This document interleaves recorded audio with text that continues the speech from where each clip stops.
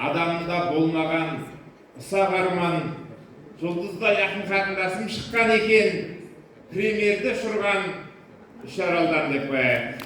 Ал енді саламатсыздар, ассалаумағалейкум қадірлі мынау қасиетті қара шаңырақ. Енді Дулати атындағы өңірлік университет, осында ұстаздар жаңағы Елмира әріптесім айтқандай маған да сабақ берген, енді жаман оқысақ осы жерде оқыдық қой. Енді сол барлықтарыңызға мен басым деймін. Менде мінекей шын шәкірттеріңіз ретінде, бір жаман шәкірттеріңіз ретінде басым деймін. Енді үлкен тұлғалы шәкірттеріңіз бар ғой. Мына ең жаманы менің өзім осы облыстық газеттің бөлім редакторы болдым жақында. Сіздердің арқаларыңыз. Ал енді осы жерде отырған, маған енді басында шығу керек еді. Қазір аяғы болып қалып, несіне шығады? Бақытжан Мақашев ағамыз отыр. Ақын десең ақын, ғалым десең ғалым.